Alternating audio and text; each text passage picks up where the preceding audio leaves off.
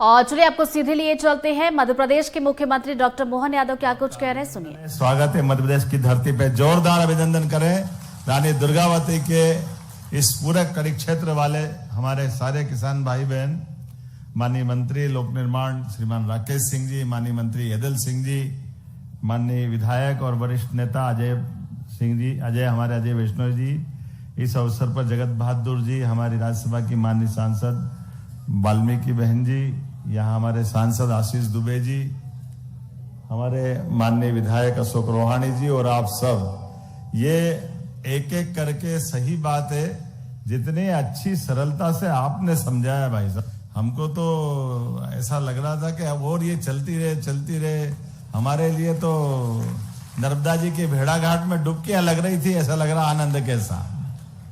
क्या वो कभी वो नाव में आप क्या कहानी सुनाता, ये बंदर कूदनी है, फलाना है, ढिकाना है, ये है वो है, सुनते रहो उसको बढ़िया ढंग से। लेकिन ये जो आपने अंदर की बात एक एक करके सिद्ध करके जो बताई, गाय के गोबर से जीवामृत जो बनाने की प्रक्रिया बताई, सच मानो मैं भी बहुत सारे सत्र में गया आया, भगवान जाने कैसे समझाते हैं, वो कौन समझता वो भी समझा के खुश और अपन भी खुश, ना उसको पल्ले पड़ी ना हमारे पल्ले पड़ी, बात खत्म हो गई। क्या मालूम क्या होता। ये जो दुनिया है ये ऐसे ही चलती जाती है, पल्ले ही नहीं पड़ती आखिर। अब ये सही तो बात है, वो जैविक खेती हमारा देने कितना विभाग के पैसे लगते रहते हैं।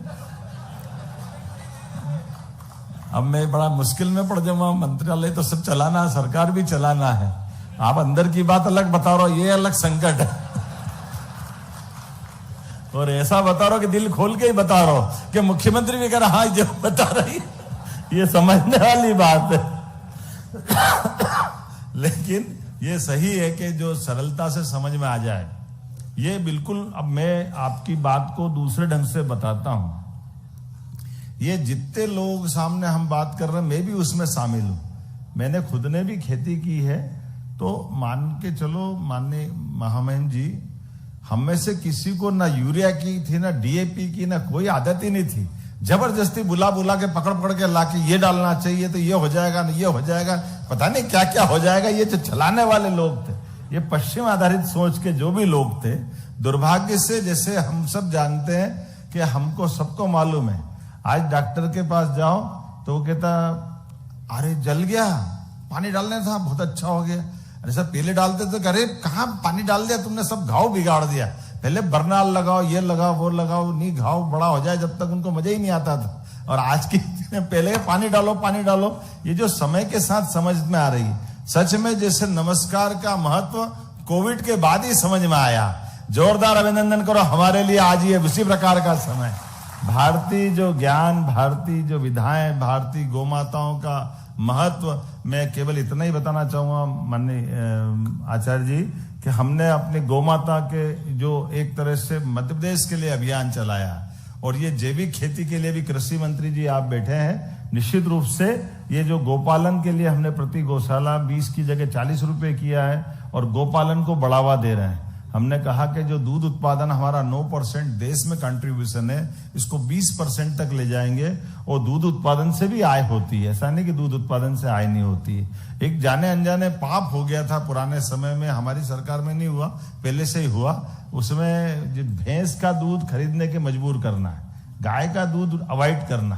तो तरीका क्या लगाया, तरीका ऐसा लगाया कि वो इसके फेट के आधार पे खरीदेंगे। अब वो कोई भी गाय, साहिवाल हो, गिर हो, थारपारकर हो, देसी या कोई सी गाय हो, उसमें वो फेट आता ही नहीं, वो भैंस के ही देते थे। वो खरीदने के लिए तो भैंस का वो फेट वाला दूध का पैमाना, और जितने दूध वाले बेचते सब गाय का दूध पानी मिला और गाय का दूध बेचने का काम चलाते थे। ये मतलब ये जो षड्यंत्र हुए काल के प्रवाह में, इन षड्यंत्रों के आधार पर ही अपनी बहुत सारी व्यवस्था बिगड़ी।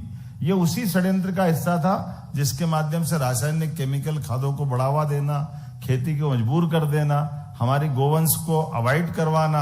लेकिन मैं मान के चलता हूं, हमने माननीय प्रधानमंत्री जी के नेतृत्व में और आप जैसे स्वनाम धन्य ऐसे विद्वानों के सानिध्य में संकल्प ले रहे हैं। मैं यहीं से घोषणा करता हूं, हमारे बीच यदल सिंह कंसाना जी है, प्राकृतिक खेती के लिए प्रोत्साहन की योजना बनाई है, निश्चित रूप से हम सरकार से अनाउंस करेंगे। मैंने आपको आग्रहपूर्वक इसीलिए बुलवाया था कि हृदय सिंह कंसाना जी मूल तक खुद किसान आदमी है और खेती-बाड़ी और इस सब चीजों बहुत अच्छे से उनके रुचि से करते हैं। और मैं मान के चलता हूं, जब ये पूरे समय जब भी कोई बैठेगा, विद्वान भी बैठे, लेकिन ऐसी सभा में अगर कृषि मंत्री भी बैठते हैं तो वो अपनी चीजों को समझाने समझने के लिए, और आप जैसे विद्वान के आने के बाद जब आपने प्रैक्टिकल करके दोनों चीज बताई कि आपकी स्वयं की खेती भी केमिकल की थी और आपने जो लाभ लिया और जिस ढंग से ये एक अभियान चला है, निश्चित रूप से मध्य प्रदेश में तो बहुत अच्छी संभावना है, क्योंकि बड़े पैमाने पे भी प्राकृतिक खेती पूरे देश में कहीं की जाती तो सबसे ज्यादा संख्या में हमारे मध्य प्रदेश में से प्राकृतिक खेती होती है। ये आंकड़ा अपने पास है। मैं मान के चलता हूं आने वाले समय में हमारी मंडियों में भी 2 तरह के उपार्जन की व्यवस्था बनाएंगे और विक्रय की व्यवस्था भी करेंगे, ताकि हमारे किसानों को